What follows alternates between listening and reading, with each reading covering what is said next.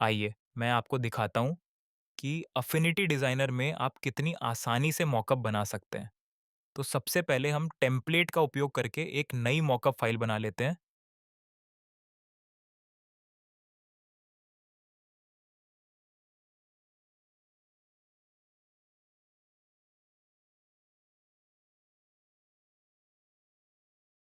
इसके बाद हम सबसे पहले बैकग्राउंड को सेट करेंगे। ऐसा करने के 2 तरीके हैं। यदि हमें पूरी टी-शर्ट पर बिना किसी डिज़ाइन के केवल एक ही रंग का बैकग्राउंड चाहिए, तो ये हम स्वॉचेस पैनल में जाके इस ड्रॉप डाउन लिस्ट में फ़ाइल ग्लोबल कलर्स को सेलेक्ट करके फिर टी-शर्ट कलर वाले ग्लोबल कलर को इस प्रकार एडिट करके कर सकते हैं। इसी प्रकार से आप टी-शर्ट के अन्य भागों के रंगों को भी यहीं से बदल सकते हैं, जैसे स्लीव्स,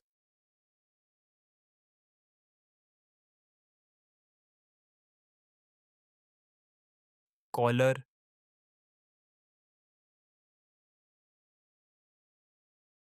रिब्स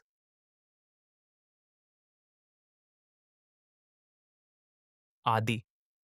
बस एक बात का विशेष रूप से ध्यान रखें कि जब आप ग्लोबल कलर्स को एडिट कर रहे हों, तब कोई भी ऑब्जेक्ट सेलेक्टेड नहीं होना चाहिए।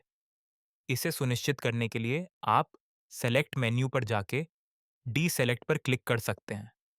ऐसा करने से यदि कोई ऑब्जेक्ट सेलेक्टेड होगा, तो वह डीसेलेक्ट हो जाएगा। दूसरा तरीका पैटर्न या डिज़ाइन वाले बैकग्राउंड्स के लिए उपयोगी है। इसके लिए हमें कंट्रोल दबाकर इस कैपिटल एफ पर क्लिक करना है। इससे ये लेयर सेलेक्ट हो जाएगी। इसके बाद हमें इसी लेयर को 2 बार क्लिक करना है, जिससे ये लेयर एक नए टैब में खुल जाएगी। जब ये लेयर नए टैब में खुल जाए, तब आप मनचाहे बैकग्राउंड पैटर्न को यहाँ पे लाके प्लेस कर सकते हैं।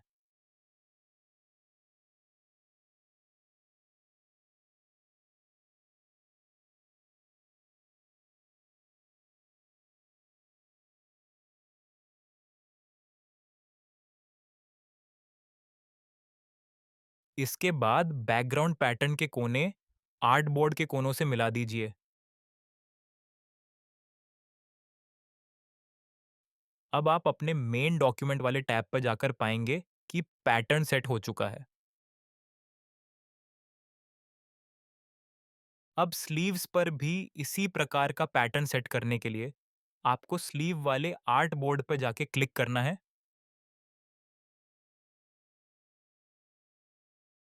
फिर यह सुनिश्चित करना है कि प्लेस डिजाइन के अंदर वाली बैकग्राउंड लेयर सेलेक्टेड हो। इसके बाद हम चाहे तो सीधा ड्रैग एंड ड्रॉप करके अपने डिजाइन को यहाँ पे प्लेस कर सकते हैं,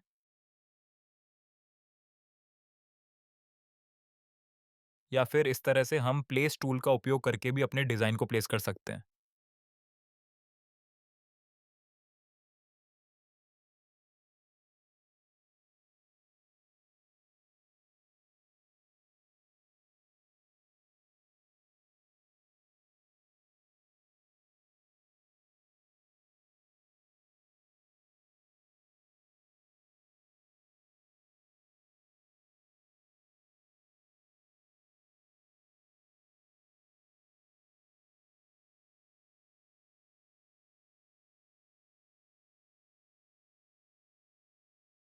अफिनिटी डिजाइनर में जब ऑटो सेलेक्ट डिफॉल्ट पे सेट होता है,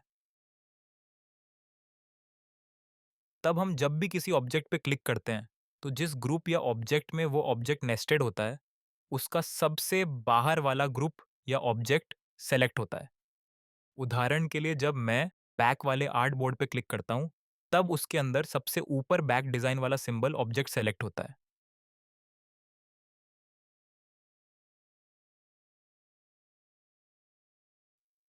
फिर डबल क्लिक करने पर उसके अंदर बैक टेक्स्ट वाला जो ग्रुप है, वह सेलेक्ट हो जाता है। फिर पुनः डबल क्लिक करने पर हम आर्टिस्टिक टेक्स्ट को सेलेक्ट कर लेते हैं। जब हम किसी ग्रुप या ऑब्जेक्ट के अंदर किसी ऑब्जेक्ट को सेलेक्ट कर लेते हैं, तो उस ग्रुप के अंदर के किसी भी अन्य ऑब्जेक्ट को सिंगल क्लिक करके सेलेक्ट किया जा सकता है।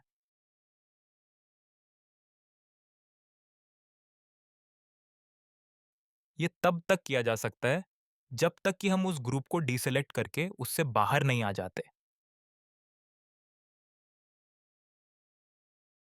हमारी टेम्पलेट फाइल में कुछ लेयर्स ऐसी हैं जो डबल क्लिक करने पे नए टैब में खुलती हैं और फिर वहाँ पर हम उनमें एडिटिंग करते हैं।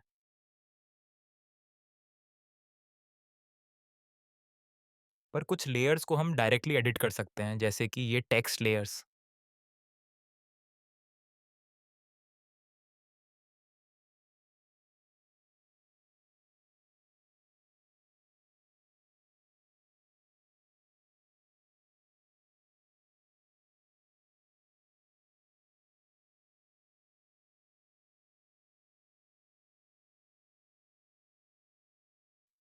लेयर्स पैनल के किसी भी ग्रुप या ऑब्जेक्ट को आप उसके सामने दिए गए एरो पर क्लिक करके एक्सपैंड या कोलैप्स कर सकते हैं। यदि आप सभी को एक ही बार में कोलैप्स करना चाहते हैं, तो आप राइट क्लिक करके इस लिस्ट में जाके कोलैप्स ऑल पेरेंट्स पे क्लिक करके भी कर सकते हैं। मॉकअप वाले आर्टबोर्ड पे जाके आप अपने अनुसार कॉलर और स्लीव को भी बदल सकते हैं।